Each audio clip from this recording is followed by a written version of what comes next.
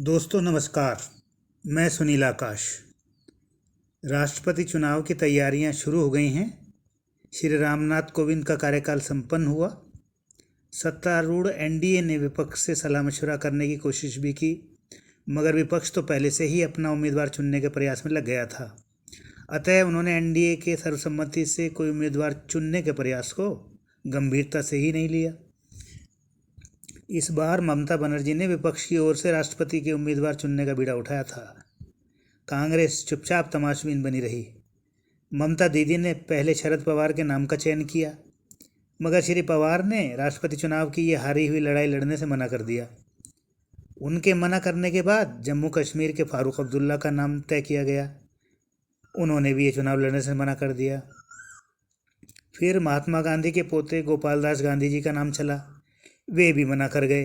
अंततः यशवंत सिन्हा का नाम फाइनल किया और उन्होंने गदगद होकर ये चुनाव लड़ना स्वीकार कर लिया।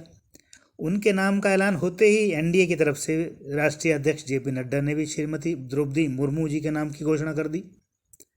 अब चौंकने की बारी विपक्षी दलों की थी। उन्होंने सोचा भी न था कि बीजेपी द्रौपदी मुर्मू का नाम घोषित कर सकती है।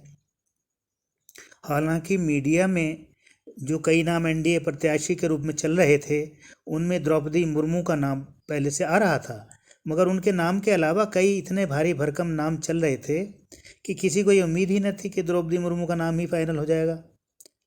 अधिकतर खबरनवीशों की राय थी कि आरिफ मोहम्मद खान, मुख्तार अब्बास नकवी, तेलंगाना और पांडिचेरी के राज्यपाल तमिलसाई सुंदरराजन, छत्तीसगढ़ की राज्यपाल अनुसुईया उइके जैसे नामों में से किसी का नाम फाइनल होगा। मगर अंततः एनडीए प्रत्याशी के तौर पर द्रौपदी मुर्मू जी के नाम की घोषणा हुई। दोस्तों, मैंने अभी कुछ दिन पहले एक वीडियो में ये बताया था कि ये जो नाम अधिकतर चल रहे हैं, ये उपराष्ट्रपति पद के लिए तो उपयुक्त हो सकते हैं, लेकिन इनमें से राष्ट्रपति पद के लायक कोई उम्मीदवार बीजेपी को जच रहा होगा, इसकी संभावना कम ही है। तो वही हुआ, द्रौपदी मुर्मू जी के नाम की घोषणा हुई है। अब यशवंत सिन्हा को झटका लगना स्वाभाविक था। वे जो बिहार झारखंड को अपना गृह प्रदेश समझकर इनके दलों को अपनी जेब में रखा हुआ समझ रहे थे और अन्य विपक्षी दलों का समर्थन पाकर वे सोच रहे थे कि मेरा चुनाव बड़ा दमदार और धूमधाम वाला हो जाएगा, मज़ा आ जाएगा। उन्हें अब दिन में तारे दिखाई देने लगे हैं।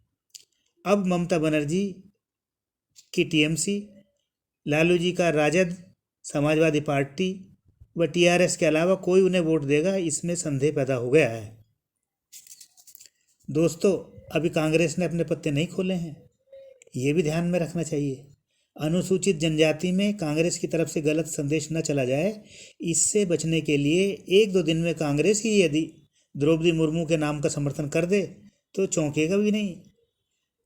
दोस्तों, द्रौपदी मुर्मू के नाम पर एनडीए में वे नीतीश कुमार भी 100 बार सोचेंगे जो बीजेपी को गच्चा देते रहे हैं।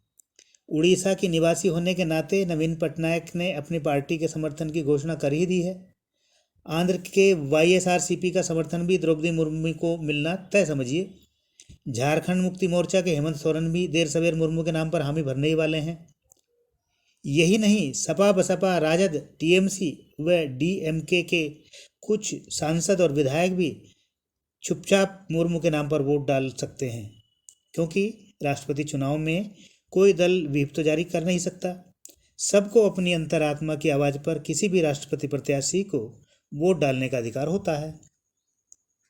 तो दोस्तों, ये मानकर चलिए कि द्रौपदी मुर्मू न सिर्फ राष्ट्रपति का चुनाव जीतेंगी, बल्कि वे इतने भारी भरकम मतों से जीत सकती हैं जितनी की कोई कल्पना भी आज नहीं कर रहा होगा। वे गरीब वर्ग से हैं, आदिवासी वर्ग से हैं, उन्हें हर वर्ग के एमपी एमएलए का ज़्यादा से ज़्यादा वोट मिलना तय है। कहीं ऐसा ना हो जाए कि यशवंत सिन्हा अपना नामांकन तो कर दें, मगर चुनाव की तारीख आने से पहले खुद ही अपना नाम वापस ले लें। तो दोस्तों, आज की चर्चा को यहीं विराम देते हैं। नमस्कार। आपको यह वीडियो पसंद आया हो तो कृपया इसे लाइक करें, शेयर करें और सब्सक्राइब करने के बाद बेल आइकन ज़रूर दबा लें।